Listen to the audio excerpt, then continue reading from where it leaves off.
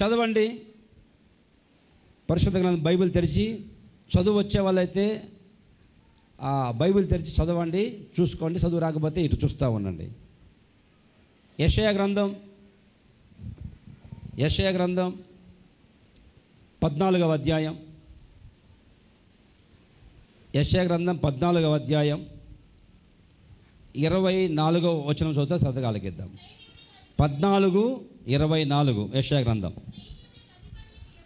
సైన్యములకు అధిపతియగు యెహోవా ప్రమాణపూర్వకముగా ఈలాగు సెలవిచ్చుచూ ఉన్నాడు,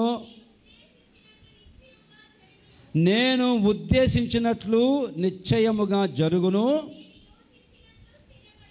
నేను యోచించినట్లు స్థిరపడును. దేవునికి స్తోత్రం కలుగును గాక. Praise the Lord. బాగా ఆలకించండి. నేను ఉద్దేశించినట్లు నిశ్చయముగా జరుగుతుంది, నేను యోచించినట్లు అది స్థిరంగా ఉంటుంది. Praise the Lord. ఇప్పుడు తలపైకెత్తండి. ఎందుకో దేవుడు, నేను ప్రార్థన చేసుకుంటుంటే ఏదో ఒక వాక్యం చెబుదామని ప్రిపేర్ అవుతున్నా, అకస్మాత్తుగా దేవుడు నా మనసుని ఇలా తిప్పాడు. ఈ వాక్యం మరి ఎంతమందికి అవసరమో తెలియదు. ఈ వాక్యం చెబుతున్నప్పుడు ఒక్కొక్క పాయింట్ ఒక్కొక్కరికి అవసరం అయి ఉంటుంది. అర్థమవుతుందండి? పెళ్ళికి వెళ్ళినప్పుడు పెళ్ళిలో అన్ని రకాలు పెడతారు భోజనాలు. ఒక 20 రకాలు ఉంటాయి. పెళ్ళిలోకి వెళ్తే 20 రకాల భోజనాలు ఉంటాయండి. అన్నీ తినరు అందరూ. ఒక్కొక్కరికి ఒక్కొక్కటి ఇష్టం ఉంటుంది దాంట్లో. ఒకరికేమో స్వీట్ అంటే బాగా ఇష్టం, ఇంత వేసుకుంటాడు స్వీటు. ఇంకొకరికి నాకు స్వీట్ పడదండి అని స్వీట్ పక్కన పెట్టేస్తాడు. కొంతమందికి వంకాయ కూర అంటే మహా ఇష్టం, కొంతమందికి వంకాయ అంటే నాకు దొరదండి నేను తిన్నా అంటాడు. అర్థమవుతుందా? 20 రకాల్లో అన్ని రకాలు అందరూ తినరు, ఒక్కొక్కరికి ఒక్కొక్కటి ఇష్టం అవుతుంది. ఈ వాక్యం అనే ఈ ఆహారం పెడుతున్నప్పుడు ఒక్కొక్క మాట ఒక్కొక్కరికి అవసరం అవుతుంది. ఇది నాకు కాదు అనుకోవద్దు. నీకేం కావాలనో ఈ గంట సేపు వాక్యం చెప్తున్నప్పుడు ఏదో ఒక పాయింట్ నీకు తగులుతుంది, నీకు అవసరం అవుతుంది. మిగతావి వేరే వాళ్ళకి అవసరమై ఉంటాయి. అమ్మా,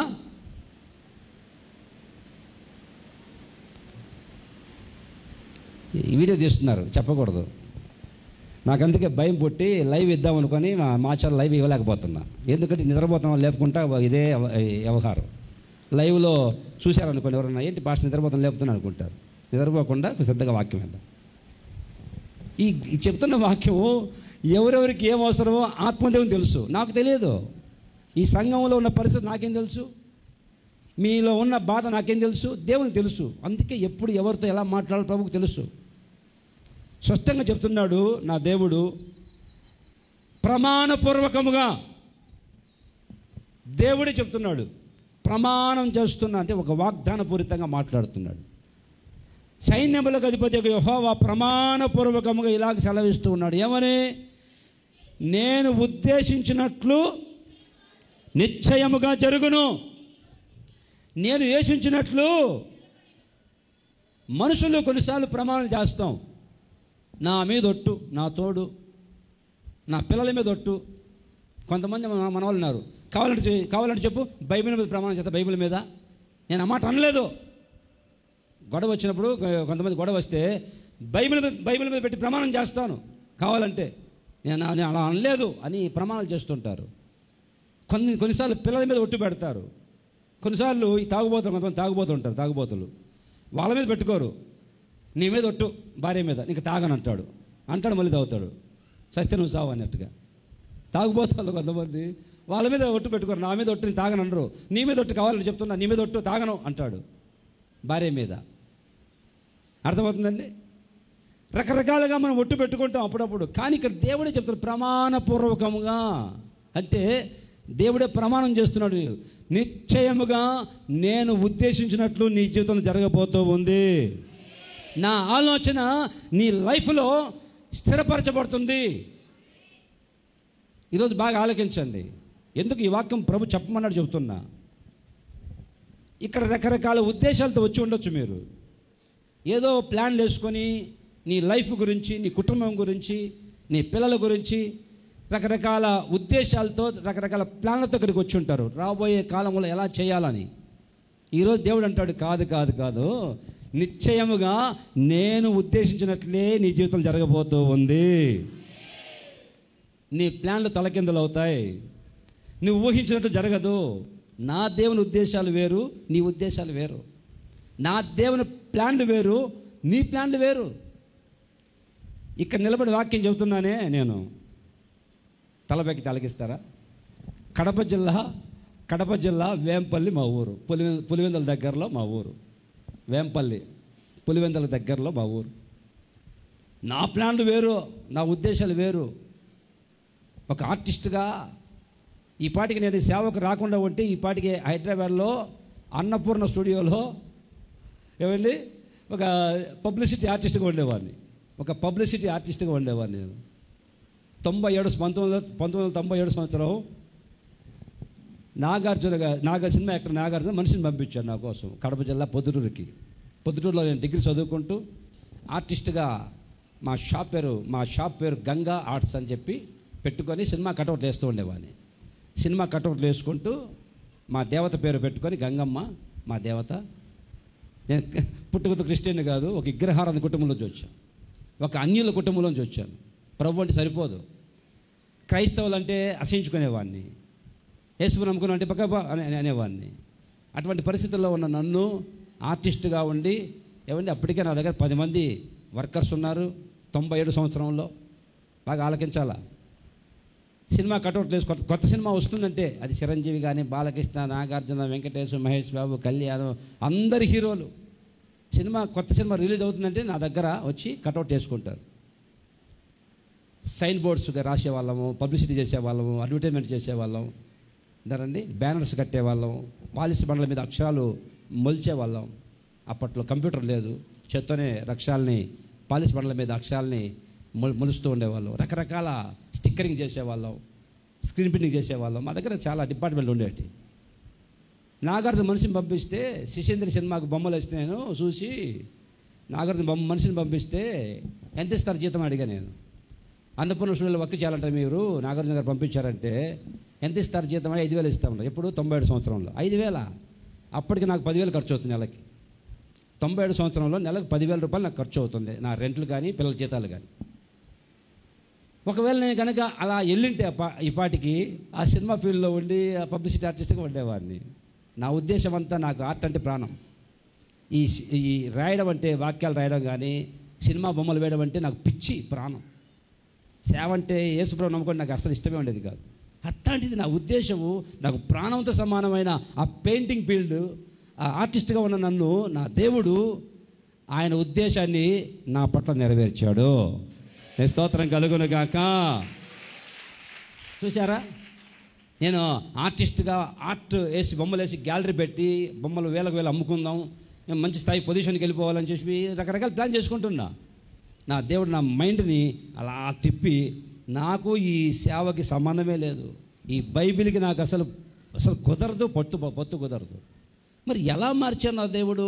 నిశ్చయముగా నేను ఉద్దేశించినట్లే నీ జీవితం జరుగుతుంది.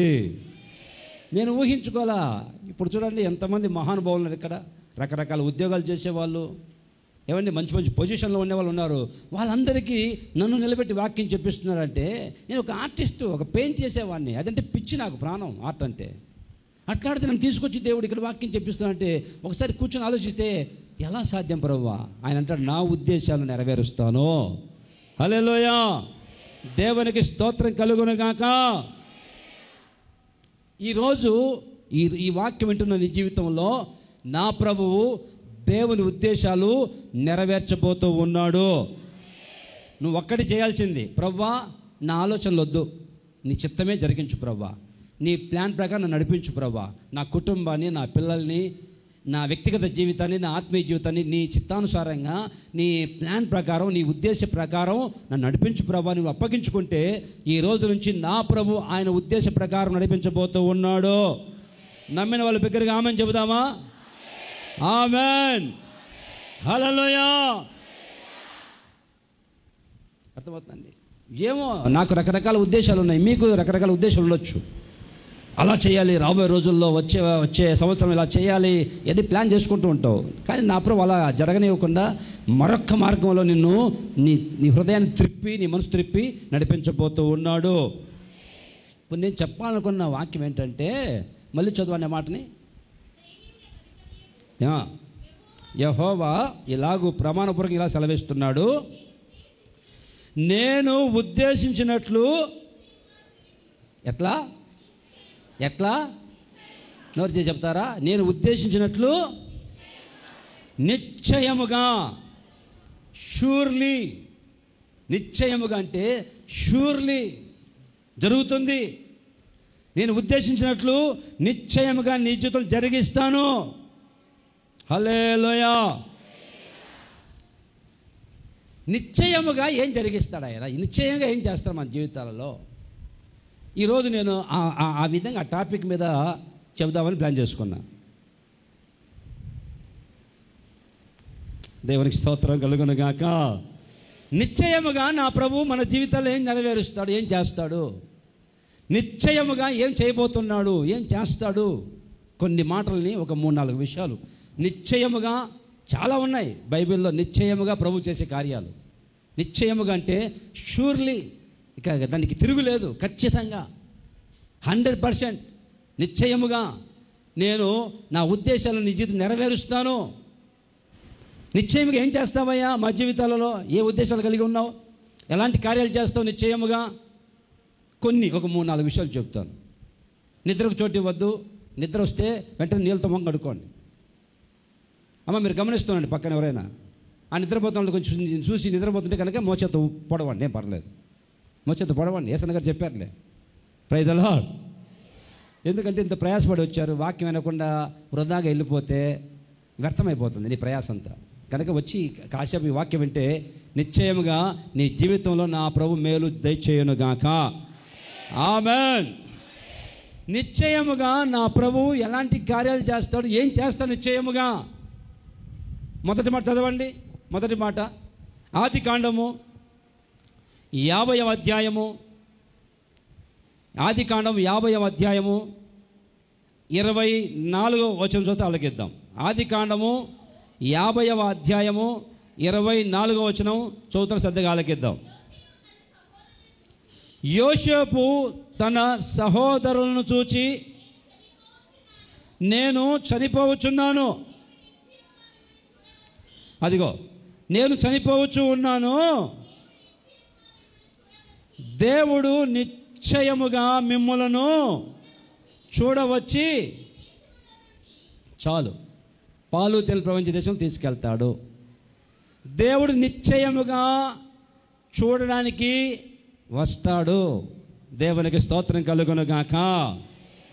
నిశ్చయముగా నేను ఉద్దేశించినట్లు జరిగిస్తాను అని చెప్పిన దేవుడు నిశ్చయముగా ఏం చేస్తాడు మన జీవితాలలో అని చూస్తే ప్రభు స్పష్టంగా చెప్తున్నాడు.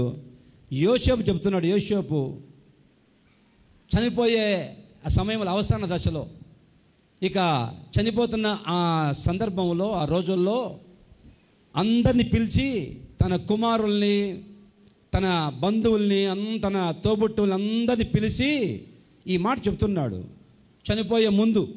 ఏమని తెలుసా? ఇదిగో నిశ్చయముగా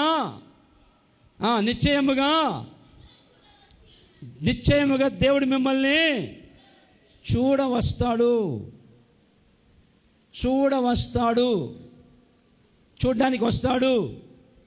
God will surely visit you one day. మరొక తర్జుమాలో ఉంది, God will surely remember you. నిన్ను జ్ఞాపకం చేసుకుంటాడు దేవుడు, నిన్ను దర్శిస్తాడు దేవుడు. విన్నారండి? నిశ్చయముగా నా దేవుడు నిన్ను చూడ్డానికి వస్తాడు, దర్శిస్తాడు, జ్ఞాపకం చేసుకుంటాడు, నీ మీద శ్రద్ధ తీసుకుంటాడు దేవుడు, నీ పట్ల బాధ్యత కలిగి ఉంటాడు దేవుడు అని యోసేపు మరణించే సమయంలో అందరినీ పిలిచి చుట్టూ నిలబడి ఉంటే అప్పుడు ఈ మాట చెప్తున్నాడు వాళ్ళందరికీ, నిశ్చయముగా నా దేవుడు ఒకరోజు మిమ్మల్ని చూడ్డానికి దిగి వస్తాడు, దర్శిస్తాడు మిమ్మల్ని. మీరేం కంగారు పడద్దు, భయపడద్దు. హల్లెలూయా. నేను చనిపోతున్నానని మీరు బెంగ పెట్టుకోవద్దు. చూడండి, బాగా ఆలకించండి. అంతవరకు వాళ్ళకి యోసేపు దిక్కు. యాకోబు తన కుమారులందరికీ యోసేపు ఐగుప్తును పరిపాలిస్తూ ఉన్నాడని సంగతి తెలిస్తే అందరూ వెళ్ళి ఇప్పుడు యోసేపే ఆధారం, యోసేపే దిక్కు. కరువులో ఉన్నప్పుడు యోసేపు ద్వారా పోషించబడ్డారు, యోసేపు ద్వారా సమృద్ధి అనుభవించారు. యోసేపు అన్నిటికీ కారణం. వాళ్ళు నెమ్మదిగా సమాధానంగా పోషించబడుతూ కొనసాగుతున్నారంటే కారణం యోసేపు. అటువంటి యోసేపు ఇప్పుడు అంటాడు, నేను చనిపోతున్నాను రే, కానీ నేను చనిపోయినా కానీ ఎవరు చూడడానికి వస్తారు? నేను తాత్కాలికంగా కొంతకాలమే ఉంటాను మీ మధ్యలో, కానీ నా దేవుడు సదాకాలము మిమ్మల్ని చూడడానికి ఆయన నిశ్చయముగా చూడడానికి దిగి వస్తాడు. దేవుని స్తోత్రం కలుగును గాక. Praise the Lord. కొన్నిసార్లు మనకు కొంతమంది అనుకుంటుంటారు, మాకెవరు లేరన్నా, మా కుటుంబానికి దిక్కెవరు లేరు, మమ్మల్ని విడిచిపెట్టి అందరూ వెళ్ళిపోయారు, కొంతమంది చనిపోయారు, నేను ఒంటరిగా మిగిలిపోయాను, నాకు తోడెవరు లేరు, దిక్కెవరు, నా బాధను పంచుకునే వాళ్ళు ఎవరు లేరు అని కొంతమంది బాధపడుతూ ఉంటారు. అది యోసేపు చనిపోతున్నప్పుడు వాళ్ళంతా దిగులు పడుతున్నారు. నువ్వు చనిపోతే మాకు దిక్కెవరు? ఈ దేశంలో నువ్వు చనిపోతే మాకెవరు ఆదరిస్తారు, ఎవరు పోషిస్తారు, మమ్మల్ని ఎవరు పట్టించుకుంటారు? నువ్వు ఉంటేనే కదా మేము సంతోషంగా ఉన్నాము, నువ్వే లేకపోతే ఈ దేశంలో మాకు ఎవరు నడిపిస్తారు అని బాధపడుతూ ఉంటే అప్పుడు అంటున్నాడు, నిశ్చయముగా నా దేవుడు మిమ్మల్ని చూడడానికి దిగి వస్తాడు. ఈరోజు నీకు ఎవరు తోడు లేకపోయినా, దిక్కు లేకపోయినా, ఆదరించేవాళ్ళు లేకపోయినా నా దేవుడు చూడడానికి దిగి వచ్చును గాక, నిన్ను చూచును గాక.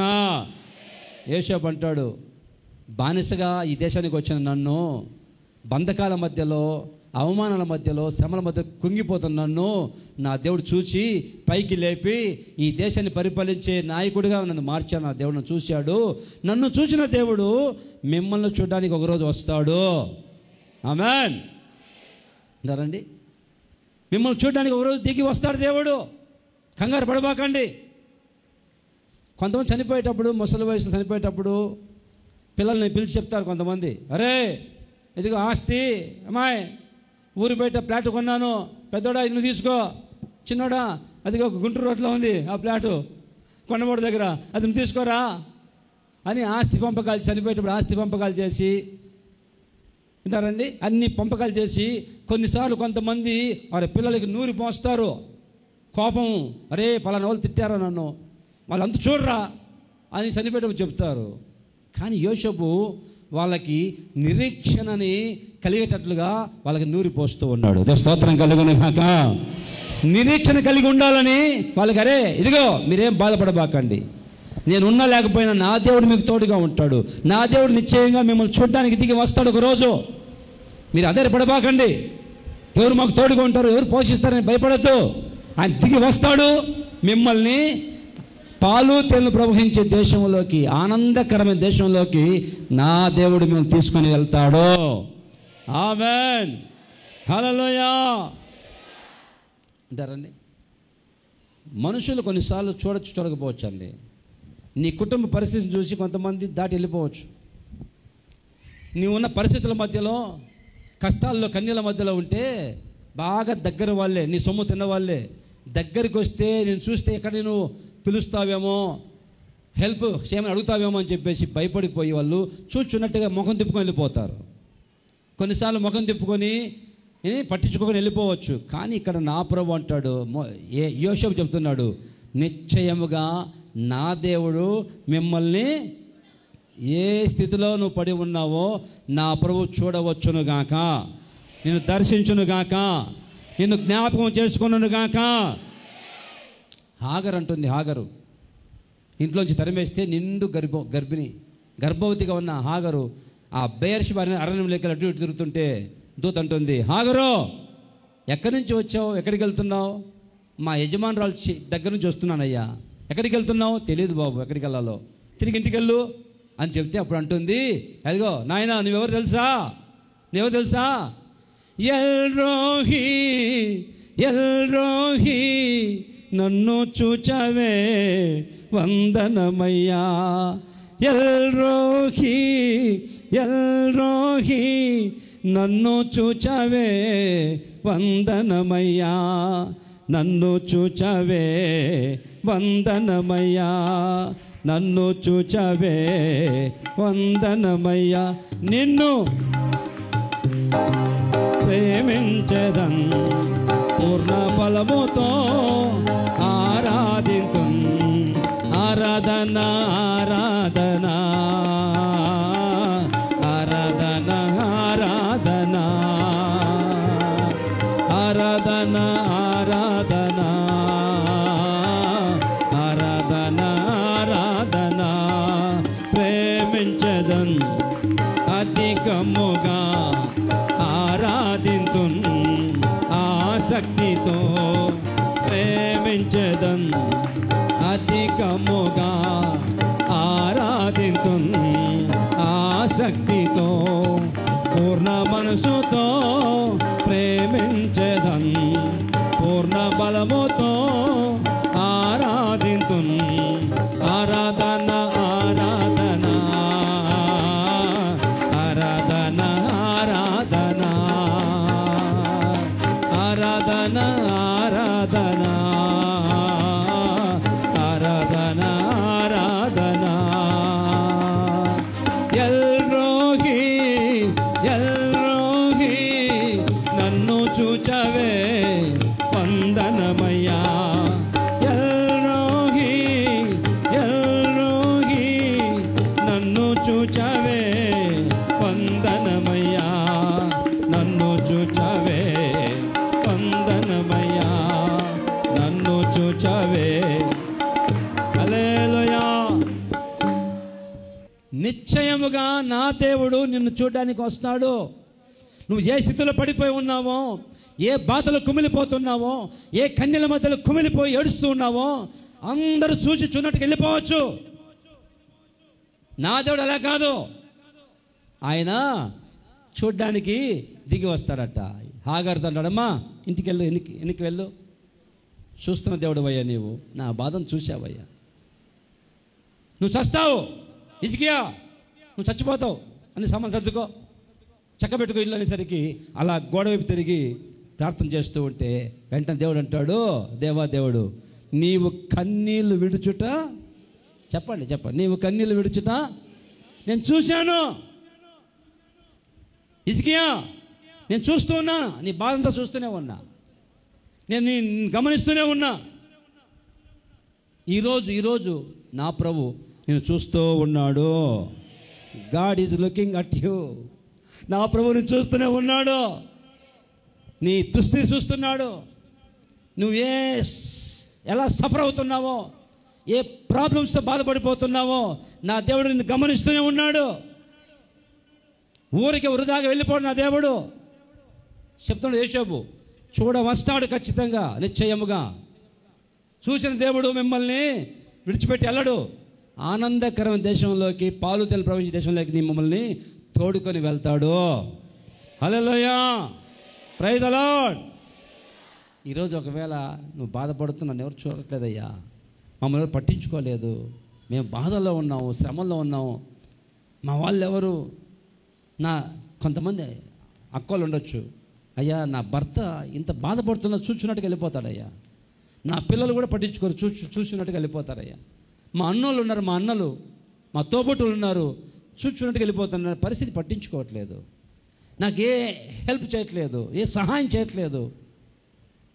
బాధపడుతున్నావేమో, నా దేవుడు నిశ్చయముగా నిన్ను చూడడానికి వస్తూ ఉన్నాడు. ఆమేన్, ప్రైజ్ ది లార్డ్. చూడండి నిర్గమకాండం, చూడండి నిర్గమకాండంలో 3వ అధ్యాయం 7వ చదవండి. యోసేపు చెప్పాడు నిశ్చయముగా చూడ వస్తాడని చెప్పాడే. నిర్గమకాండము 3వ అధ్యాయం 7వ వచనంలో, మరి యెహోవా ఇట్లా నేను ఐగుప్తులో ఉన్న నా ప్రజల బాధను అదిగో నిశ్చయముగా చూచి తిని. చాలు, చూచాడు దేవుడు. యోసేపు చెప్పాడు ఒకరోజు వస్తాడు, నేనున్నంత వరకు. ఇదిగో బైబిల్లో పర్వతాలు తొలగిపోతాయి, పర్వతాలు మెట్టలు తత్తరిల్లిపోతాయని అన్నారే. కొంతమంది నీకు పర్వతం లాంటి మనుషులు ఉండొచ్చు, వాళ్ళు వెళ్ళిపోతారు కొన్ని రోజులకి. పర్వతాలు లాంటి మనుషులు వాళ్ళు నమ్ముకున్నావు, నాకు పలానా వాళ్ళు ఆధారం, పలానా వాళ్ళు నాకు దిక్కు, వాళ్ళు సహాయం చేస్తారని. వాళ్ళు సహాయం చేయలేకపోవచ్చు. యోసేపు అదే అంటాడు, నన్ను నమ్ముకోవద్దు, నేను చనిపోతున్నా, నేను ఉన్నంతవరకు కొంతవరకు మీ సహాయం చేశాను, కానీ నిశ్చయముగా దేవుడు చూడడానికి వస్తాడు అని చెప్పాడు. అలాగే అతని నిర్గమకాండంలో దేవుడు దిగి వచ్చి మోషేతో మాట్లాడుతున్నాడు. మోషే, ఐగుప్తులో నా ప్రజల దురవస్థను చూశాను, ఐగుప్తులో నా ప్రజల బాధను చూశాను, నిశ్చయంగా నేను చూశాను నా కళ్ళతో. వాళ్ళ కళ్ళల్లో కన్నీళ్ళు వస్తున్నాయి, వాళ్ళు మొరపెడుతున్నారు, ఏడుస్తున్నారు, నేను చూశాను. దేవుడు చెప్పాడు, నేను చూశానయ్యా, నువ్వు త్వరగా బయలుదేరి వెళ్ళు. యోసేపు ఏం చెప్పాడో, నిశ్చయముగా చూడడానికి వస్తాడు దేవుడని. అదే విధంగా దేవుడు చెప్తున్నాడు, నిశ్చయముగా ఐగుప్తులో ఉన్న నా ప్రజల బాధను నేను నిశ్చయంగా చూచాను. దేవుని స్తోత్రం కలుగును గాక. ఈరోజు నా ప్రభువు నీ బాధను చూస్తూనే ఉన్నాడు. నిశ్చయముగా నిన్ను వృధాగా పంపకుండా నీకు సహాయం చేసి పంపించును గాక, నీ కన్యటి నాట్యంగా మార్చి నడిపించును గాక. ఆమెన్. రండి, యెషయా గ్రంథం 30:19 చదువు. 30:19 యెషయా గ్రంథం 30:19 చదువుతా కదా. 30:19లో సియోనులో ఒక జనం కాపురముండును, జనమా నీకేమాత్రం కన్నీళ్ళు విడువవు. అది ఆయన నీ మొర్ర విని నిశ్చయముగా నిన్ను కరుణించునుగాక. వాళ్ళు పెట్టిన మొర విన్నాడు దేవుడు. ఐగుప్తులో వాళ్ళు పెట్టిన మొర విన్నాడు, వాళ్ళ బాధను చూశాడు, నిశ్చయముగా దిగి వచ్చాడు, చూడడానికి వచ్చాడు. ఇదిగో ఇప్పుడు చెప్తున్నాను నా దేవుడు, నిశ్చయముగా నేను నిన్ను చూస్తున్నాను, నీ మొర్ర వింటూ ఉన్నాను. నీ మొర్ర ఎవరు వినకపోయినా, నీ భర్త నీ మొర్ర పట్టించుకోకపోయినా, నీ పిల్లలు పట్టించుకోకపోయినా, నీ భార్య పట్టించుకోకపోయినా, నీ బంధువులు పట్టించుకోకపోయినా, నా దేవుడు నిశ్చయముగా నీ ప్రార్థన ఆలకించి నీ దుస్థితి, నీ బాధ, నీ స్థితి చూచి దిగి వచ్చి సహాయం చేయను గాక, నేను నెమ్మదిగా నడిపించును గాక. ఆమేన్. నిశ్చయముగా నేను ఉద్దేశించినట్టు జరగబోతుంది. ఏం ఉద్దేశం అయ్యా మీది? నిశ్చయంగా ఏం జరిగిస్తావు? అదిగదిగో నిశ్చయముగా నా దేవుడిని చూడడానికి రాబోతూ ఉన్నాడు.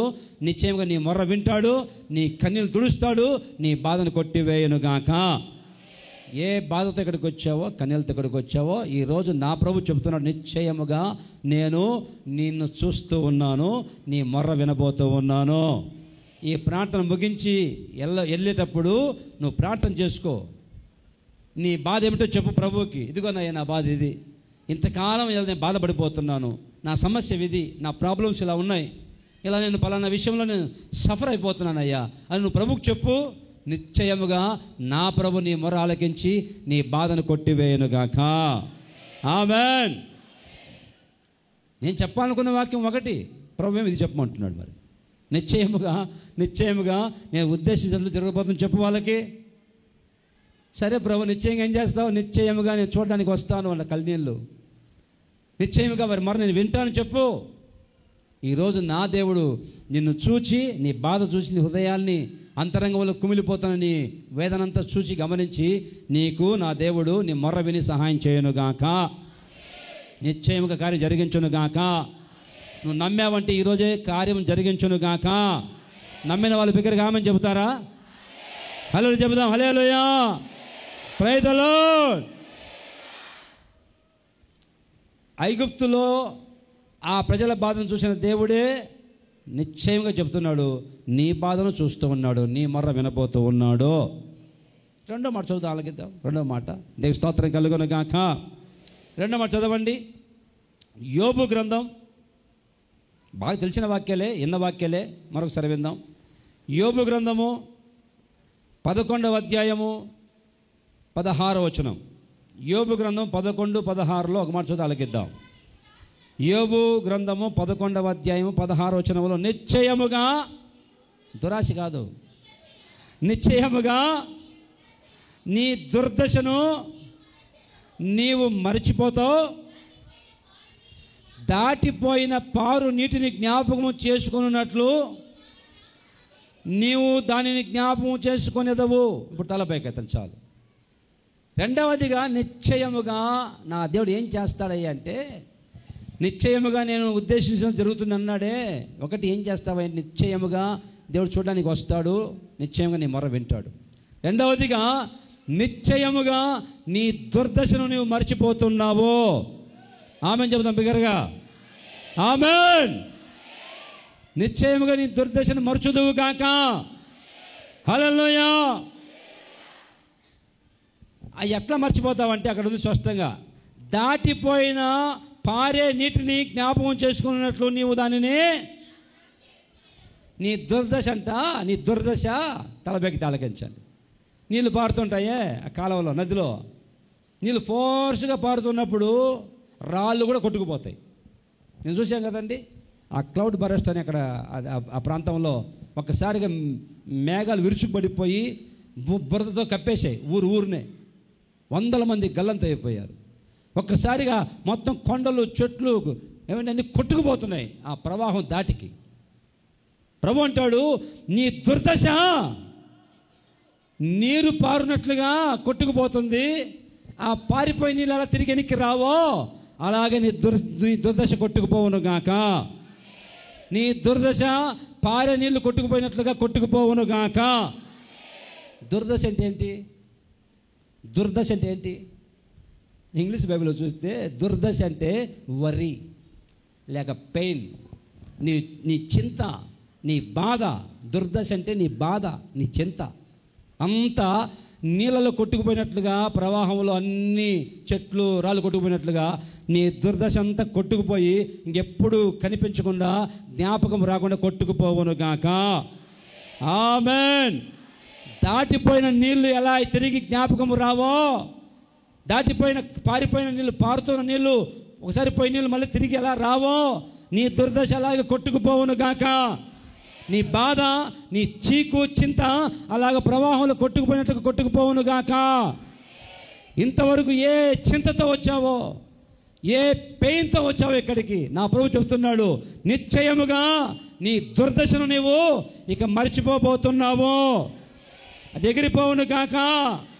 ఆ పాత జ్ఞాపకాలు ఎప్పుడు జ్ఞాపకం రాకుండా కొట్టుకుపోవును గాక. కొంతమందిని ఆ పాత జ్ఞాపకాలు వేధిస్తూ ఉంటాయి. పలానా సంవత్సరం పలానా రోజుల్లో మేము ఎలా ఇబ్బంది పడ్డామన్నా, బాధపడిపోయాం, మేము కృంగిపోయాం, పలానా సంవత్సరం చాలా ఇబ్బందులు పడిపోయాం మేము అని నిన్ను గత కాలంలో బాధించిన బాధ, ఆ చింత, వేదన, ఆ శ్రమలో నిందలు నీరు పారినట్లుగా పారి మళ్ళీ తిరిగి అట్లా రావో వెనక్కి నీళ్ళు, ఏమన్నారండి, అలా నీ దుర్దశ అంత కొట్టుకుపోవును గాక. దేవునికి స్తోత్రం కలుగును గాక. అంటారండి. ఈరోజు బాగా ఆలకించండి. మనం బైబిల్లో చూస్తే యోబును చూస్తే, యోబు భక్తుడు, ఎంతో భక్తి కలిగిన వాడు యోబు. ఆయన చూస్తే అందరూ ఎంత వైభవంగా ఎదిగిపోతున్నాడండి, వైభవంగా ఎలిగిపోతున్నాడు. దేశమంతా అందరూ అదృష్టవంతుని చెప్తున్నారు యోబుని. ఎక్కడ చూసినా ఆయన పేరు మారు మ్రోగిపోతుంది. పట్టుపంచ కట్టుకొని, ఏమండి టవల్ కండువా మీద వేసుకొని ఊర్లోకి వెళ్తుంటే అందరూ గణపరుస్తున్నారు, గౌరవిస్తున్నారు, అందరూ వందనాలు చెప్తున్నారు. అదృష్టవంతుడు అయ్యా అంటున్నారు. అటువంటి అదృష్టవంతుడు ఒక్క రోజులోనే ఒకేసారి పిల్లలు చనిపోయారు. ఒకే రోజే ఆస్తి పోయింది. ఒకే రోజే విన్నారండి, అన్నీ పోగొట్టుకున్నాడు. అన్నీ పోగొట్టుకొని ఏడ్చుకుంటూ ఉన్నాడు. సాతానగాడు పెట్టాడు. సాతానగాడు వచ్చి యోబు కుటుంబాన్ని అలా ఊపేశాడు. మొత్తం ఒకే రోజు 10 మంది పిల్లలు చనిపోయారు. సంతోషంగా వైభవంగా ప్రతిరోజు ఒక ఇంట్లో విందు చేసుకుంటా తింటూ ఆనందంగా గడుపుతున్న కుటుంబంలో ఒక్కసారిగా ఆ దుర్దశ ప్రారంభమైంది. బతుకంతా భయంకరంగా మారిపోయింది. విన్నారండి, జీవితం అల్లకల్లోలం అయిపోయింది. పరిస్థితులు తారుమారైపోయాయి. అన్నీ పోయినా కానీ యోబు అంటాడు, దేవుడు ఇచ్చాడు, చెప్పండి అమ్మా, యెహోవా ఇచ్చాను, దేవునికే స్తుతి కలుగును గాక, మహిమ కలుగును గాక, దేవుని స్తోత్రం కలుగును గాక. Praise the Lord. అన్నీ పోయినా కానీ యోబు, దేవుడు ఇచ్చాడు, దేవుడు తీసుకున్నాడు, నాదేముంది, నేను సంపాదించానా, మా అమ్మ కడుపులోంచి పుట్టినప్పుడు నేను తీసుకొచ్చాను ఆస్తి ఐశ్వర్యము, దేవుడు ఇచ్చాడు, దేవుడు తీసుకున్నాడు, దేవునికే స్తుతి కలుగును గాక అంటుంటే సాతానుగాడు మండిపోతున్నాడు. అరే ఇంత ఆస్తి పోగొట్టినా, ఇన్ని పోగొట్టినా ఇంకా దేవునికి మహిమ కలుగును గాక అంటున్నాడు యోబో, ఈ పనికిమాలోడు యోబో అని సాతానుగాడు పళ్ళు పటపట కొరుకుతున్నాడు. ఒళ్ళు మండిపోతుంది సాతానుగాడికి. నాదేముందయ్యా, దేవుడు ఇచ్చాడు, దేవుడు తీసుకున్నాడు, స్తోత్రం కలుగును గాక అంటూ ఉంటే వాడికి మంట పుట్టిపోతుంది సాతానుగాడికి. తట్టుకోలేక మళ్ళీ రయ్యని వెళ్ళిపోయాడు పరలోకానికి. వెళ్ళిపోయి మళ్ళీ దేవుడు అడిగాడు, ఏరా సాతానుగా ఎందుకు మళ్ళీ వచ్చావు? ఇందాక యోబుకి నేను ఇచ్చిన డోసు సరిపోవట్లా, నేను ఇచ్చిన డోసు సరిపోవట్లేదు. పిల్లలు చంపినా, ఇల్లు కూలిపోయినా, ఆస్తి పోయినా, అన్ని పోయినా ఇంకా దేవుడు దేవుడు అంటున్నాడు. ఏమనుకున్నావురా నా భక్తుడు యోబు అంటే? సాతానుగా దుర్మార్గుడా, అయితే ఈసారి అతని శరీరం మీద నాకు అధికారం ఇవ్వన్నాడు సాతానుగాడు. సరే, ప్రాణం తీసే హక్కు నీకు లేదు, శరీరం మీద అధికారం ఇస్తున్నా ఇల్లు అన్నాడు. మళ్ళీ వచ్చాడు సాతానుగాడు. వచ్చి వాళ్ళంతా రోగం పెట్టేశాడండి. వాళ్ళంతా గజ్జి రోగం పెట్టేసరికి కళ్ళకల్లాడుతూ రాజులాగా ఉండే యోబు, అందరూ చూస్తే అబ్బా రాజులాగా వస్తూ ఉంటే, ఊర్లో తిరుగుతుంటే రాజులాగా అంతటి వైభవం ఉన్న యోబు ఒక్కసారిగా ఒళ్ళంతా మారిపోయింది. ఎంటుకలు ఊడిపోయి బోడిగుండు అయిపోయింది. ఒంటి మీద రాజవస్త్రాలు వేసుకుని తిరిగిన యోబు ఒంటి మీద బట్టలు లేవు. ఇప్పుడు వాళ్ళంతా గజ్జి రోగం, చీకిపోయాడు, చిక్కిపోయాడు, బలహీనమైపోయి ఆ బూడిదలో కూర్చొని ఏడ్చుకుంటూ చెల్ల పెంకుతో గోక్కుంటూ ఉంటే అందరూ చూస్తున్నారు. అరే ఆ యోబేనా యోబు, ఆ యోబేనా యోబు, ఆ యోబు ఎంత వైభవంగా ఉండేవాడు, ఆ యోబు ఎంత ఘనతగా ఉండేవాడు, ఘనంగా ఉండేవాడు. ఏమైంది యోబుకి? జనం గుర్తుపట్టలేక మారిపోయారు. జనమంతా గుర్తుపట్టలేకపోతున్నారు యోబుని. ఒకప్పుడు వైభవంగా కలకల్లాడుతూ వస్తున్న యోబు ఇప్పుడు చూస్తే అందహీనంగా మారిపోయాడు. ఏమండి, ఒళ్ళంతా సీకిపోయింది, చిక్కిపోయాడు, రంగు మారిపోయింది, ఒళ్ళంతా ముడతలు పడిపోయి గజ్జి రోగంతో అల్లాడిపోతూ ఆ బూడిదలో పోసుకుని ఒంటి మీద బట్టలు లేకుండా వచ్చి ఏమండి గిలగిల కొట్టుకుంటుంది. చూసిన వాళ్ళంతా ఆ యోబేనా యోబు, ఆ యోబు కాదా ఎవరైనా? అందరికీ అర్థం కావట్లేదు యోబు గురించి చూస్తే. విన్నారండి? సరే, ఎవరు ఆదరించే వాళ్ళ దగ్గర రావట్లా. నిద్రపోతున్న వాళ్ళతో గట్టి కళ్ళు చెబుతాం హల్లెలూయా. ఏ స్థితిలో ఉన్నావు జ్ఞాపకం చేసుకున్నావు. దేవునికి స్తోత్రం కలుగును గాక. Praise the Lord. విన్నారమ్మా? స్నేహితులు వచ్చారు, అక్కడ నిలబడ్డారు. వారం రోజు 7 రోజులు అక్కడే చూస్తూ ఉన్నారు. యోబో కాదా, యోబో కాదా, వాడు యోబున కాదా అని 7 రోజుల పాటు అక్కడే ఉన్నారు. కట్టుకున్న భార్య ఉంది. అమ్మ తల్లారా అయినండమ్మా అక్కలారా, కట్టుకున్న భార్య వచ్చింది. సరే, ఆ రోజు ప్రమాణం చేసింది, చావైన మరణమైనా చెప్పండి అమ్మా, నేను మరణం వచ్చినా నేను విడిచిపెట్టను, రోగం వచ్చినా విడిచిపెట్టను, నీతోనే ఉంటాను, కలకాలం నీతోనే కాపురం చేస్తాను అన్ని ప్రమాణం చేసావు కదా. మరి ఇప్పుడు కష్టం వస్తే, రోగం వస్తే అసహ్యం పుట్టి విన్నారండి, భర్త దగ్గరికి వచ్చి భార్య ఇంకా యథార్థ అంటావే చావు అనింది. అనేసరికి రే రాడుతా దీన్ని తలకాయ పగలగొడతా దీనికి అని అనలా యోబు. స్తోత్రం కలుగును గాక. రాడు తీసుకుని తలకాయ పగలగొడతా, బద్దలు చేస్తా, పనికి మాలింది చావు అంటుంది నన్ను అనలా. మూర్ఖురాలు అనలా. మూర్ఖురాలు మాట్లాడుతున్నావేంటి నువ్వు? అమ్మా తల్లారా, భర్తను చావు అంటుందమ్మా. ఈ మధ్య తల్లారా మీకు దండం పెడతానమ్మా, అమ్మలారా భర్తను చంపాకండి అమ్మా. యోబు భార్య చావంది, పర్వాలా అంతవరకు. ఈ మధ్య పేపర్లో ఈ వార్తలు చూస్తూ ఉంటే ప్రతిరోజు ఒక వార్త, భర్తను చంపింది ఒక ఆమె, హనీమూన్ తీసుకెళ్ళి ప్రియుడితో కలిసి భర్తను ముక్కలు నరికిందంట, ఒక దుర్మార్గురాలు. అంతే మగజాతి తగ్గిపోతున్నారమ్మా, మగజాతి తగ్గిపోతున్న రోజు క్షీణించిపోతున్నారు. తల్లారా మీకు దండం పెడతానమ్మా, మగవాళ్ళ చోటికి వెళ్ళగాకండి అమ్మా. అంతకుముందు భర్తలు చంపేవాళ్ళు భార్యల్ని, ఇప్పుడు లేటెస్ట్గా భార్యలు చంపేస్తున్నారు ఒక్కొక్కరు భర్తల్ని. ఇష్టం పెడుతున్నారు, ఏం పెడుతున్నారు అర్థం కావట్లా. తల్లారా మీకు దండం పెడతానమ్మా, చంపకండి అమ్మా, మగవాళ్ళని కాపాడండి అమ్మా, మగజాతిని కాపాడండి అమ్మా. స్తోత్రం కలుగును గాక. చావు అంటుంది భర్తను పట్టుకొని యోబు భార్య. యోబు అంటాడు, మూర్ఖురాలు మాట్లాడతావేంటి? హల్లెలూయా, దేవునికి స్తోత్రం కలుగును గాక. అప్పుడు జోఫర్ అంటున్నాడు, తన స్నేహితుడు జోఫర్ అంటాడు, యోబు నిశ్చయముగా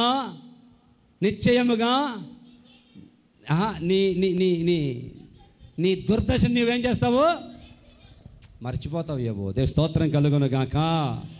రే యోబు, ఇప్పుడు బాధ వచ్చి సమస్య వచ్చి అల్లాడిపోతున్నావు, వెలువలాడిపోతున్నావు కదా, నిశ్చయముగా నీ దుర్దశను నీళ్లు పారినట్లుగా నీ దుర్దశ అంటే కొట్టుకుపోతుంది.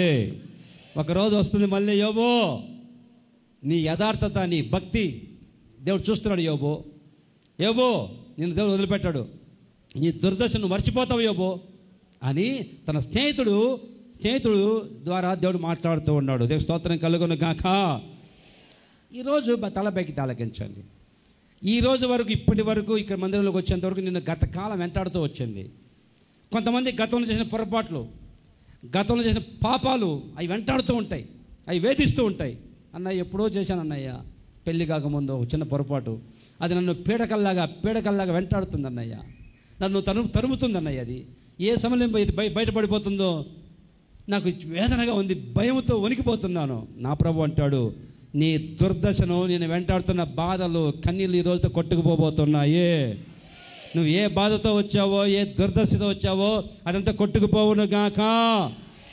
ఆమేన్. ఈ రోజు నుంచి నువ్వు ఇంకా మళ్ళీ దాన్ని జ్ఞాపకం చేసుకోవద్దు. ఆ వెనకుందే, గతంలో జరిగిందే, గతం అనేసి వదిలిపెట్టి ఇక మళ్ళీ దాన్ని జ్ఞాపకం చేసుకుంటా పలానా రోజు అవి వద్దు. అందుకే పౌలు గారు అంటాడు, వెనుకున్న వాటిని మరచి నీ తోడు నేను కోరి ఆత్మీయ యాత్రలో నేను సొమ్మసిల్లిపోనుగా. వెనుకున్న వాటిని మరచి నీ తోడు నేను కోరి ఆత్మీయ యాత్రలో నేను సొమ్మసిల్లిపోనుగా. నీ హస్తముతో నన్ను పట్టుకొంటివే, విడువలేవు ఎన్నడు. హల్లెలూయా. వెనుకున్న వాటిని మర్చిపోయిక ఈరోజు అవి తవ్వుకోవద్దు. మళ్ళీ పాత జ్ఞాపకాలన్నీ నెమరేసుకోవద్దు. వెనుకున్న వాటినన్నింటినీ, గతంలో నిన్ను వేధించిన వేదన, బాధ, కన్నీళ్ళు, నిన్ను భయపెట్టిన భయాలన్నీ నా ప్రభు చెప్తున్న దుర్దశ అంతా నీళ్లు పారినట్లుగా పారి కొట్టుకుపోబోతుంది. మళ్ళీ దాన్ని జ్ఞాపకం చేసుకోవద్దు. సమాధి చేయి. వెనుకున్నవన్నీ, ఆ పాతవి, ఆ బాధలు, కన్నీళ్ళన్నీ ఈరోజు సమాధి అవును గాక. మళ్ళీ తవ్వద్దు. ఒకప్పుడు జరిగిందని తవ్వావనుకో, తవ్వితే ఏమవుతుంది? సమాధి పూర్తి చేసావు, సమాధి తవ్వితే ఏమవుతుంది? కుళ్ళి కంపు కొడుతుంది. కుళ్ళిపైన కంపు కొడుతుంది. ఎందుకు? తవ్వుకోవడం సమాధి. ఇక గతం అంతా పూర్తి చేసావు, ఇప్పుడు ఆ గతం తవ్వుకోకుండా నా ప్రభు నీ దుర్దశ అంతా మర్చిపెట్టట్లుగా నా ప్రభు చేయను గాక. ఆమేన్. హల్లెలూయా. నీ దుర్దశ అంతా మారిపోతుంది. ఇక నువ్వు ఈరోజు ప్రార్థన చేసుకో, ప్రభువా ఈ రోజు వరకు బాధతో వచ్చాను, ఇక్కడికి కన్నీళ్ళతో వచ్చాను, వేదంతో కుమిలిపోతున్నాను, భయాలతో వచ్చాను ప్రభువా, నా దుర్దశ భయంకరంగా ఉంది. నా ప్రభు చెప్తున్నాడు, నీ దుర్దశ అంతా నువ్వు ఇక మర్చిపోతావు. హల్లెలూయా. దేవునికి స్తోత్రం కలుగును గాక. పాలు తేనెలు ప్రవహించే దేశంలోకి వెళ్తున్నారు ఇశ్రాయేలు ప్రజలు. పాలు తేనెలు ప్రవహించే దేశంలోకి వెళ్తున్నారు ఇశ్రాయేలు ప్రజలు. ఎంతసేపు మాటికి వెనక్కి తిరిగి చూస్తారు. ఐగుప్తు చూస్తారు. అదిగో ఐగుప్తులో మేము ఉన్నప్పుడు మేము తిన్నా కూరాకులు, దోసకాయలు, ఉల్లిపాయలు, తెల్లగడ్డలు, చేపలు అవే జ్ఞాపకం వస్తాయంట. కొంతమందికి అరే ప్రభు నేను మర్చిపోతాను అంటున్నా, మళ్ళీ తవ్వుకుంటూ ఉంటారు. ఆ రోజుల్లో పలానా రోజు, ఆ రోజు వద్దు, ఈ రోజుతో సమాధి చేయబోతున్నాడు దేవుడు. నీ బాధ అంతా కొట్టివేయబోతున్నాడు. దేవుడు నడిపిద్దాము ముందు కంటే ఇశ్రాయేలు ప్రజల్ని పాలు తెలుపు దేశం నడిపిద్దామంటే మాటికి వెనుక వైపు చూస్తారు. ఎందుకు తెలుసండి? ఐగుప్తులు తిన్న ఆ దోసకాయలు మామూలు దోసకాయలు కాదు, తినే దోసకాయలు అండి, కూర వేసే దోసకాయలు కాదు. మేము వెళ్ళాం ఐగుప్తుకి వెళ్తే, ఈజిప్ట్లో 2014లో ఆ దోసకాయలు తిన్నాం. దాదాపు 3 days అక్కడ ఉన్నాము ఈజిప్ట్లో. ఏ హోటల్కి వెళ్ళినా దోసకాయలు కోసి పెడుతున్నారు. ఇక అన్నం తినలే అక్కడ. ఆ దోసకాయలు తింటే అంత టేస్ట్గా ఉన్నాయి, అంత అద్భుతంగా ఉన్నాయి. 3 రోజుల పాటు అవే తినే బతికాం. వింటారండి? అందుకే ఇశ్రాయేలు ప్రజలు మర్చిపోలేకపోయారు. అవే గుర్తుకు వస్తున్నాయి. ముందుకు వెళ్దామంటే వెనక్కి తిరిగి చూస్తారు. ఈరోజు నువ్వు వెనక్కి తిరిగి చూడకుండా నీ దుర్దశను మర్చిపోదువుగాక. ఆమేన్. హల్లెలూయా. ఉన్నారండి. భయంకరమైన పరిస్థితి యోబు జీవితంలో ఎంటర్ అయిపోయింది. దుర్దశ ప్రారంభమైంది. చివరికి 42వ అధ్యాయంలోకి చూస్తే 42వ అధ్యాయంలో చూస్తే యోబు దుర్దశ కొట్టుకుపోయింది. దేవుని స్తోత్రం కలుగునుగాక. యోబు దుర్దశ అంతా పోయింది. 42వ అధ్యాయంలోకి చూస్తే యోబు జీవితంలో మళ్ళీ ఆశీర్వాదం ప్రారంభమైంది. రెండంతలుగా డబుల్ బ్లెస్సింగ్ ప్రారంభమైంది. తలపైకి తలకిస్తారా? 100 గాడిదలు ఉంటే 200 అయిపోయాయి. మళ్ళీ పిల్లలు కలిగారు. మళ్ళీ ఆస్తి ఐశ్వర్యం అంతా వచ్చింది. అన్నీ డబుల్గా వచ్చాయి. పాస్టర్ గారు అన్నీ డబుల్గా వచ్చాయా? అన్నీ వచ్చాయి. మరి భార్యలు ఒక్క భార్యనమ్మా. బ్రదర్స్, ఒక్క భార్య, ఇద్దరు భార్యలు లేరు యోబుకు. ఆస్తి డబుల్గా వచ్చింది కానీ భార్య దగ్గర వచ్చేసరికి ఒక్క భార్యే. మళ్ళీ ఆమెకి ప్రభు నూతన బలం ఇచ్చాడు. దేవుని స్తోత్రం కలుగును గాక. కొంతమంది యోబుకు ఇద్దరు భార్య వచ్చారేమో, అన్ని డబుల్గా వచ్చాయిగా అనుకోవద్దు. ఒక భార్యనయ్యా. బ్రదర్స్ వినండి, ప్రభు యోబు దుర్దశ అంతా కొట్టుకుపోయింది. మళ్ళీ దీవెన ప్రారంభమైంది. హల్లెలూయా. పోగొట్టుకున్నవన్నీ ప్రభు మళ్ళీ తిరిగి ఇచ్చాడు. ఈరోజు ఏ దుర్దశ దగ్గరికి వచ్చావో, ఏ బాధతో వచ్చావో, ఏ చింతతో వచ్చావో, ఏ కన్యల మధ్యలో వచ్చావో నా ప్రభు చూస్తూ ఉన్నాడు. నేను చూడడానికి వచ్చిన దేవుడు నిశ్చయముగా, రెండవదిగా నిశ్చయముగా నీ దుర్దశను కొట్టివేయునుగాక. నీకు పోగొట్టుకున్నవన్నీ మళ్ళీ తిరుగు ప్రభు దయచేయునుగాక. ఆమేన్. ఉన్నారండి. ఈరోజు ప్రార్థన చేసుకుని వెళ్ళు. ప్రభువా, నా బాధతో వచ్చానయ్యా, సమస్యలతో వచ్చానయ్యా, వేదంతో కుమిలిపోతూ వచ్చాను ప్రభువా. ఏ దుర్దశ అయ్యా నన్ను వెంటాడుతుందయ్యా. నీళ్లు పారినట్లుగా పారిపోయి ఆ దుర్దశ అంతా కొట్టుకుపోవునుగాక. ఆమేన్. ఈరోజు ప్రార్థన చేసుకుని వెళ్ళు. నిశ్చయంగా నా ప్రభు కార్యం చేయునుగాక, కార్యం నెరవేర్చునుగాక. అర్థమవుతుందండి. ఇంకొక మాట చూద్దాం. ఇంకొక మాట ఒకటి చెప్పండి. ఒకటి ఏంటి? మొదటిగా నిశ్చయంగా ప్రభు ఏం చేస్తాడు? చూడవచ్చి నిశ్చయంగా నీ మొర్ర విని నిన్ను బలపరుస్తాడు. రెండవదిగా చదవండి. రెండవదిగా ఏం చెప్పాము? రెండవదిగా నిశ్చయముగా నీ దుర్దశ నీవు మర్చిపోతావు. నీ బాధ, నీ చింత అన్నీ కొట్టివేయబడును గాక. మూడో మాట చదువుదామా? చదవండి. నిశ్చయంగా ప్రభు ఏం చేస్తాడు? కీర్తనల గ్రంథం 128వ కీర్తన, 128వ కీర్తన 2వ చదవండి. 128వ కీర్తన 2వ వచనంలో నిశ్చయముగా నీవు నీ చేతుల కష్టార్జితమును, నిశ్చయముగా అంటే ఖచ్చితంగా, షూర్లీ నా ప్రభు చెప్తున్నాడు, నీ చేతుల కష్టార్జితం నువ్వేం చేయబోతున్నావు? The result of your labour. నీ చేతుల కష్టార్జితం నువ్వు అనుభవించబోతూ ఉన్నావు. ఆ రిజల్ట్ ప్రతిఫలం పొందబోతున్నావు. అక్కడ స్పష్టంగా మాటలో అర్థం ఉంది. నిశ్చయముగా నీ నీ చేతుల, అర్థమైందా? తల పైకెత్తారా? నువ్వు కష్టపడుతున్న కష్టార్జితము నిశ్చయముగా నీవు అనుభవించబోతూ ఉన్నావో దానిని ప్రభు నూరంతలుగా దీవించునుగాక. నీ కష్టార్జితం అని ప్రభు స్పష్టంగా చెబుతున్నాడు. అంటే నువ్వు కష్టపడుతున్న కష్టార్జితము ఇంతవరకు పరుల పాలైపోయింది, ఇంతవరకు వడ్డీల పాలైపోయింది, ఇంతవరకు నీ కష్టార్జితం అంతా హాస్పిటల్కి వెళ్ళిపోయింది. విన్నారండి? కొంతమంది కష్టార్జితం అంతా బైబిల్ ఉంది కదా, 12 సంవత్సరాల నుంచి రక్తస్రావ రోగి ఏమైందంట? ఆమె డబ్బంతా ఖర్చు పెట్టుకుందంట, డబ్బంతా పోగొట్టుకుందంట. ఎందుకు? హాస్పిటల్కి వెళ్ళి రోగం వచ్చి. కొంతమంది రోగాల చేత డబ్బంతా ఖర్చు పెట్టుకుంటున్నారు, మిగలట్లా. కొంతమంది వడ్డీలకు సరిపోతుంది కష్టార్జితం అంతా. ఈరోజు నా ప్రభు చెబుతున్నాను, నీ కష్టార్జితం నిశ్చయముగా నువ్వే తిందువుగాక, నీవే అనుభవించుదువుగాక. ఆమేన్. నీ కష్టార్జితము అంటే నువ్వు కష్టపడుతున్నావు, కష్టపడే కష్టార్జితం అంతా వ్యర్థమైపోతుంది కదా. ఈ రోజు నుంచి నీ కష్టార్జితం అంతా నా ప్రభు దీవించునుగాక. నీ కష్టార్జితం అన్నప్పుడు నువ్వు కష్టపడకపోతే, నువ్వు సోమరిగా ఉంటే, అమ్మ అయినాడమ్మ తల్లారు బాగా ఆలకించు. నువ్వు కష్టపడితే నీ కష్టార్జితాన్ని ప్రభువు దీవిస్తాడు. నువ్వు కష్టపడకుండా సోమరిగా ఉన్నావు అనుకో, ప్రభువు సోమరులను దీవిస్తానని చెప్పలా బ్రదర్స్. సోమరితనంతో ఉండే వాళ్ళని నేను దీవిస్తాను అని చెప్పలా.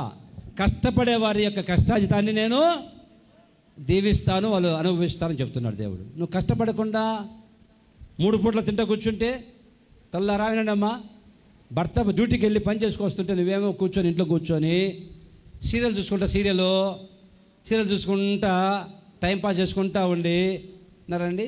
సాయంత్రం అయ్యేసరికి 4 కూర్చొని అరుగు మీద అది పోయినట్టుగా ఇటు పోయినట్టుగా అని ఊర్లో చెత్త కబుర్లన్నీ, ఊర్లో ఉన్న పరమ చెత్త అంతా నువ్వు మాట్లాడుకుంటా సమయాన్ని వ్యర్థపరుచుకుంటా ఉంటే ప్రభు దీవించడు. నీకు చేతనైన పని ఏదో పని చెయ్యి, నీ కష్టాజితాన్ని ప్రభు దీవిస్తాడు. నువ్వు కష్టపడకుండా సోమరితనంగా ఉండి ఏ పని చేయకుండా పని పాటలకు తిరుగుతూ ఉంటే ప్రభు దీవించడు.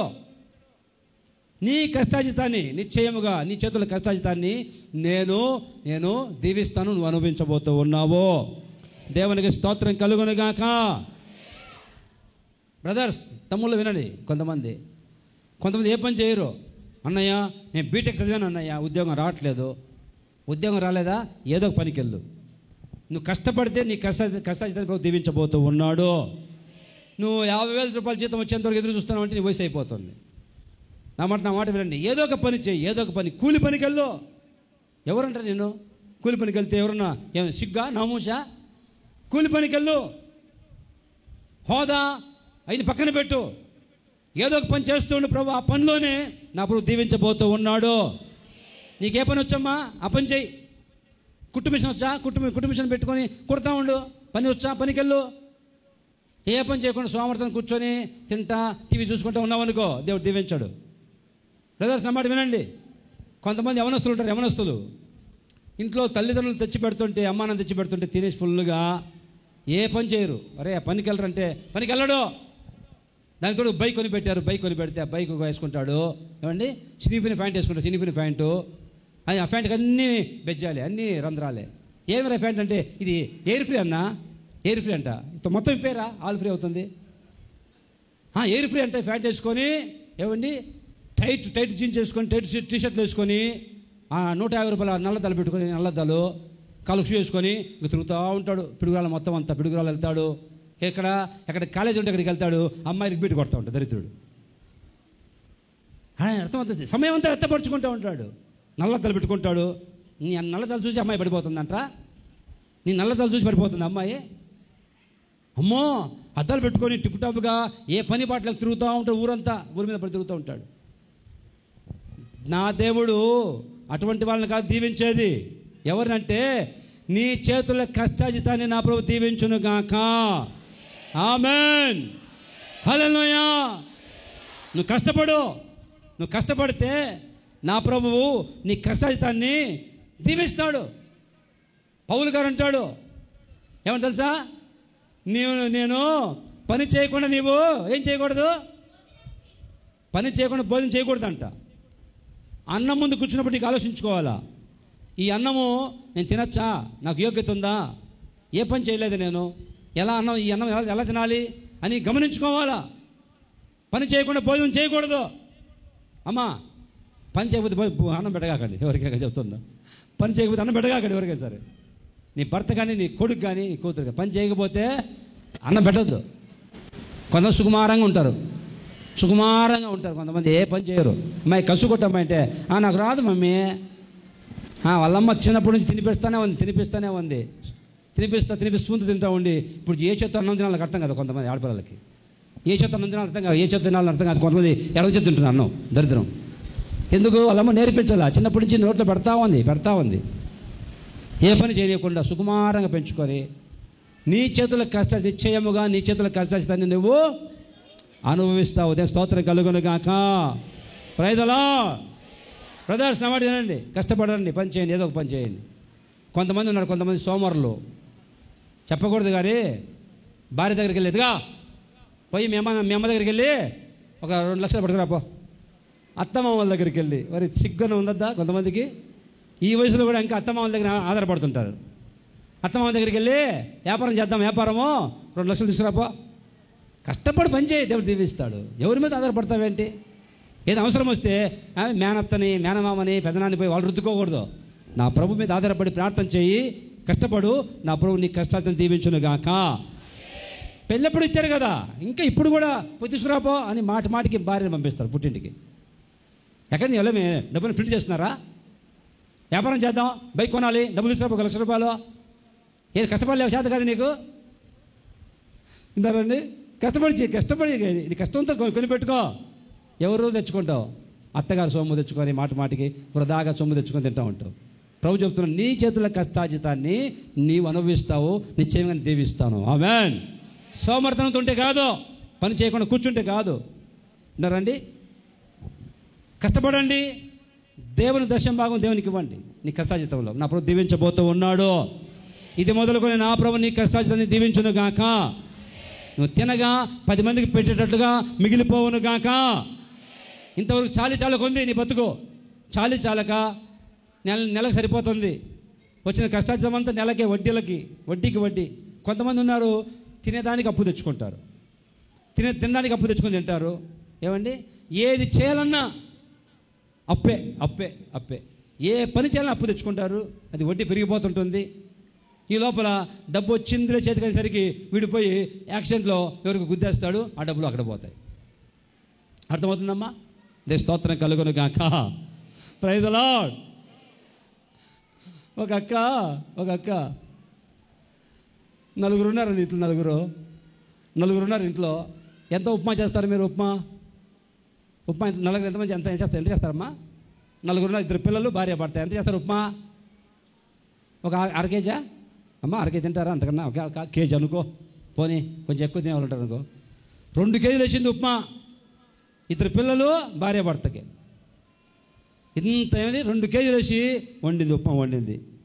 ఆ పిల్లలు అంత తిన్నారు, అంత వదిలిపెట్టారు. భర్త అంత తినేసి అంత వదిలిపెట్టేశాడు. ఈ ఎక్క చూస్తూ ఉంది. ఆ పిల్లలు వదిలిపెట్టి తినింది, భర్త వదిలిపెట్టి తినింది. చూస్తే ఆ బాండీలో ఇంత ఉంది ఉప్మా. మరి అరే ఇంత తినలేదు కదా, ఎవరికైనా పెడదామని పెట్టరు. కొంతమంది ఉంటారండి, అసలు పెట్టరు, ఎవరికి పెట్టరు. ఇంకా స్టార్ట్ చేసింది, తింటా ఉంది అక్క, తింటా ఉందండి.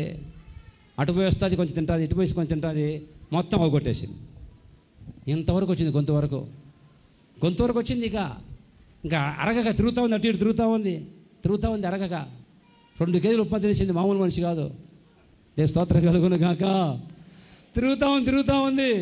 ఇక వల్ల కాక అది కడుపులో ఇమడక కక్కేస్తే ఎర్రగా పడింది. అమ్మో ఎర్రగా పడిందని చెప్పేసి ఒక కవర్ తీసుకొని ఆ ఎర్రగా పడిందని తీసుకొని నేరుగా హాస్పిటల్కి వెళ్తే ఆ డాక్టర్, అమ్మ ఇది పరీక్షించాలమ్మా, పైకి పంపాలమ్మా అన్నాడు. నువ్వు హాస్పిటల్లో అడ్మిట్ అయిపో త్వరగా అన్నాడు. ఇది ఎర్రగా ఉంది, నాకు అర్థం కాబట్టి పైకి పంపాలని చెప్పి పైకి పంపించాడు. ఈ లోపల ₹40,000 బిల్లు వేసాడు.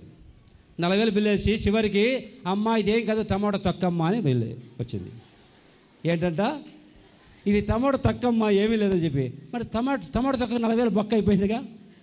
టమాటో తొక్కని తెలిసింది, ₹40,000 అయిపోయింది బిల్లు. కొంతమంది కష్టాజితము హాస్పిటల్కి వెళ్ళిపోతుంది.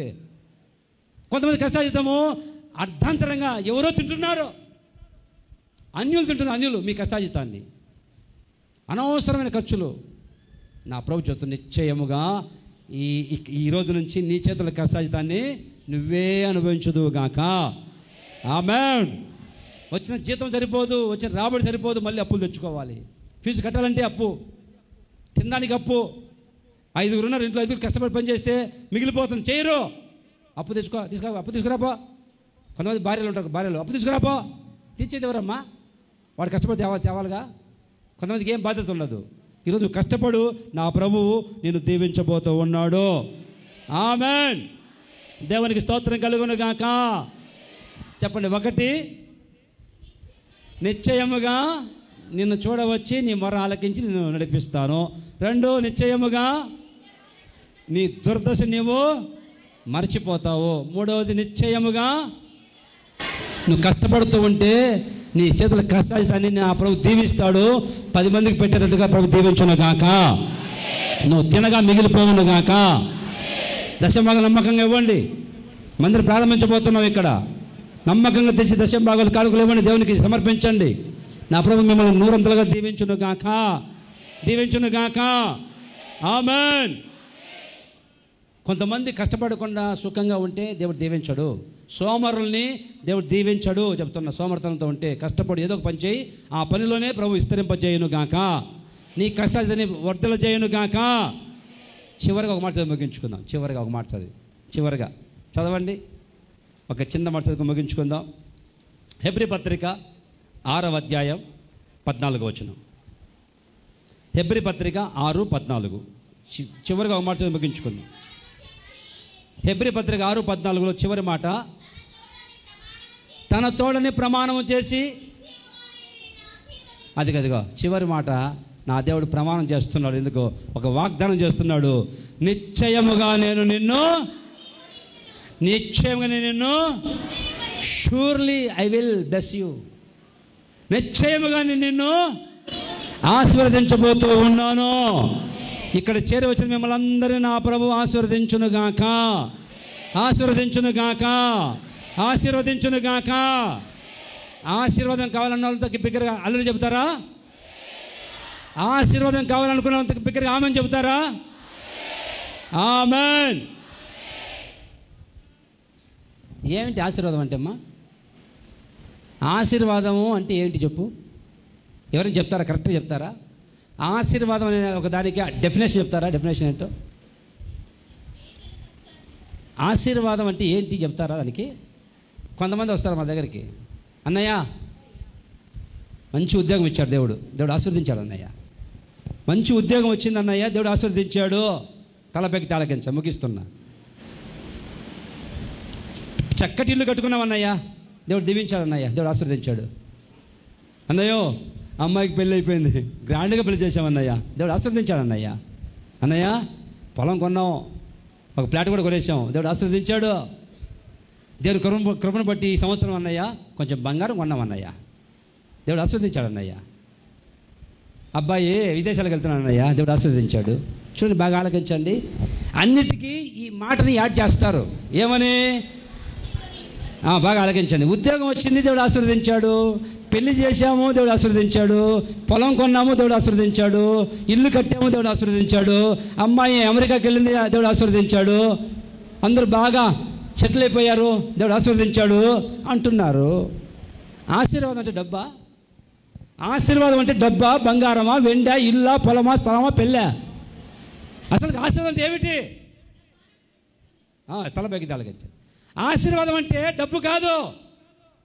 కొంతమంది ఉద్యోగం ఇచ్చాడు, దేవుడు మమ్మల్ని ఆశీర్వదించాడు అంటున్నారు. పెళ్లి చేశాము, దేవుడు మమ్మల్ని ఆశీర్వదించాడు అంటున్నారు. ఇల్లు కట్టాము, దేవుడు ఆశీర్వదించాడు అంటున్నారు. ఆశీర్వాదం అంటే ఇల్లా? ఆశీర్వాదం అంటే పెళ్ళా? ఆశీర్వాదం అంటే బంగారు కొనడమా? ఆశీర్వాదం అంటే ఇల్లు కట్టడమా? అమెరికాకు పంపడమా? ఫ్లాట్ కొనడమా ఆశీర్వాదం అంటే? సరే, ఇప్పుడు నా వైపు చూడండి.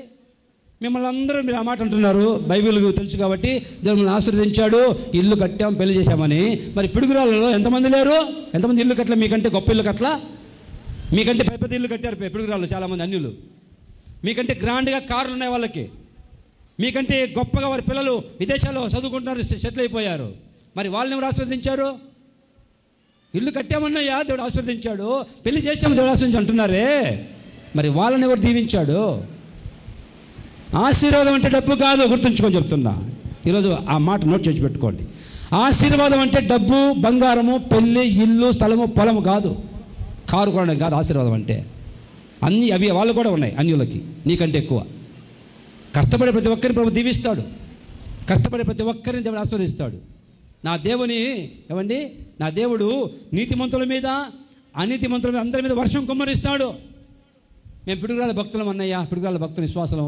మా ఇంటి మీదనే కురిసింది వర్షం అంటారా? అందరి మీద పడుతుంది వర్షం. మన దేవుడు అందరినీ ఆశీర్వదిస్తాడు.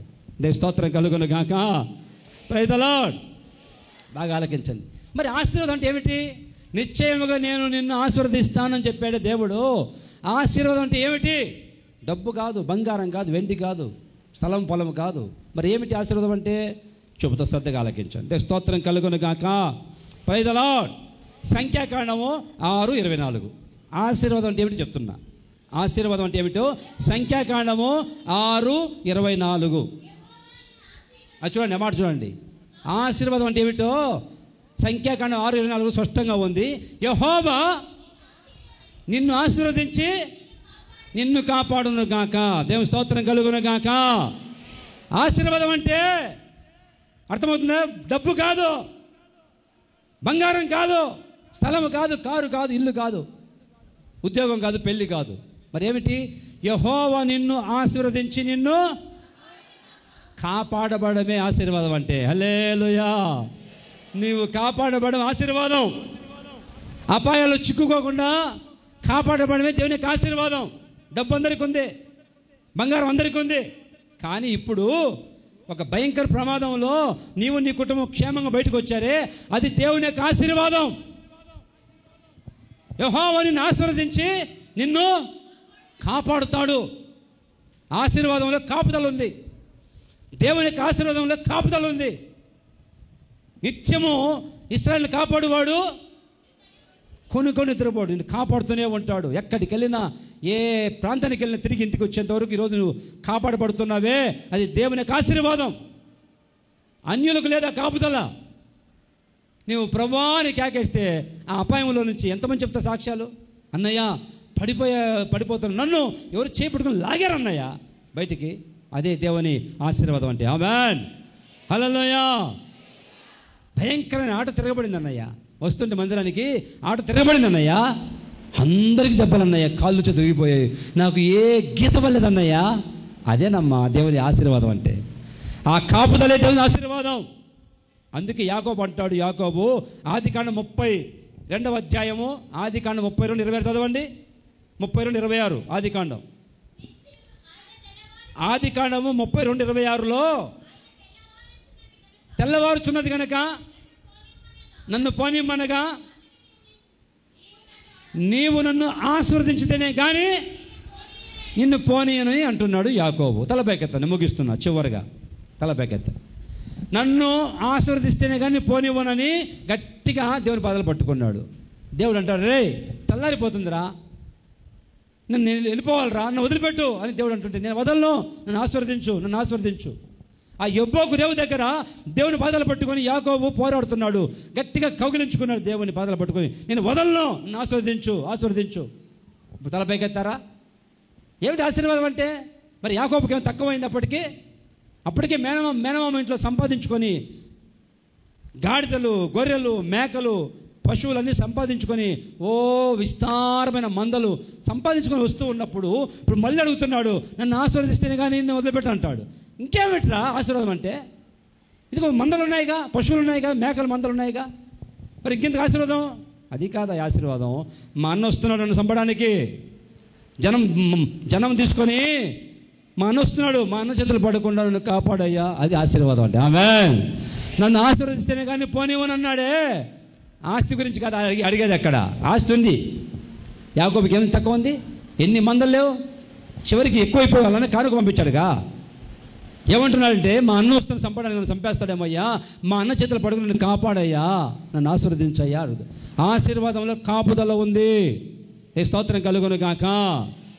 యెహోవా మిమ్మల్ని ఆశీర్వదించును గాక అంటే నా దేవుడు మిమ్మల్ని కాపాడును గాక, కాపుదల దయచేయను గాక, మీ పిల్లల్ని మీరు ప్రభు కాపాడును గాక, మీ ఆస్తిని ప్రభు కాపాడును గాక, నీ ఆరోగ్యాన్ని ప్రభు కాపాడును గాక. నన్ను నేను కాపాడుకోలేనండి, నన్ను నేను కాపాడుకోలేను. మిమ్మల్ని మీరు కాపాడుకుంటారా? చెప్పండి, మిమ్మల్ని మీరు కాపాడుకుంటారా? మిమ్మల్ని మీరు కాపాడుకోలేరు, నా దేవుడు కాపాడును గాక. ఆమేన్. కొన్నిసార్లు ఆస్తిని కాపాడుకుంటే ఆరోగ్యాన్ని కాపాడుకోలేవు, భర్తను కాపాడుకుంటే పిల్లల్ని కాపాడుకోలేవు, ఉద్యోగాన్ని కాపాడుకుంటే గౌరవాన్ని కాపాడుకోలేవు. ఒకటి కాపాడుకుంటే ఒకటి నష్టమైపోతుంది, ఒకదాన్ని కాపాడుకుంటే ఒకటి వదులుకోవాల్సి వస్తుంది. నా దేవుడు సమస్తాన్ని కాపాడును గాక, నీ పిల్లల్ని కాపాడును గాక. దానియేలు సింహాల బోన్లోకి వెళ్తే సింహాల ద్వారా హాని కలగకుండా దానిని కాపాడిన దేవుడు. శద్రక మేషక అబేద్నెగో అగ్నిగుండంలోకి వెళ్తే నా దేవుడు కాపాడాడు, అగ్ని ద్వారా ఏ నష్టం కలగకుండా. మొర్దెకైని హామాను చేత నుంచి కాపాడాడు దేవుడు. యాకోబుని లాబాను చేత నుంచి కాపాడాడు దేవుడు. ఒక్కొక్కరిని కాపాడుతూనే వస్తున్నాడు. అగ్నిలోకి వెళ్ళడం ఏంటి, తిరిగి రావడం ఏంటి? సింహాల బోన్లోకి వెళ్ళడం ఏంటి, తిరిగి రావడం ఏమిటి? దేవుని కాపుదల. డబ్బు కాదు, బంగారం కాదు. దేవుని కాపుదలలో ఉండేది ఏంటంటే ఆశీర్వాదం. అంటే ఏమండి? కాపుదల. హల్లెలూయా, దేవుని స్తోత్రం కలుగును గాక. ఇప్పటి నుంచి మీరు మార్చుకోవాలా. సాక్ష్యం చెప్పేటప్పుడు ఇల్లు కట్టాము, దేవుడు ఆశీర్వదించాడు అన్నయ్య, వద్దు. ఆశీర్వాదం మాట దానికి ఉపయోగించుకోకూడదు. మరి దేనికి ఉపయోగించాలంటే ఆశీర్వాదం అనే మాటని, నన్ను కాపాడాడు దేవుడు ఆశీర్వదించాడు అన్నయ్య ఉపయోగించాలా. ఇంకొక మాట చదవండి. ఆశీర్వాదం అంటే ఏమిటో చెప్తా. ఆశీర్వాదం చదవండి. 29వ కీర్తన 11వ వచనం. 29:11 చదవండి. 29వ కీర్తనలో 11వ వచనం చూడండి. 29:11లో ముగిస్తున్నా. యెహోవా తన ప్రజలకు బలమును అనుగ్రహించును. యెహోవా తన ప్రజలకు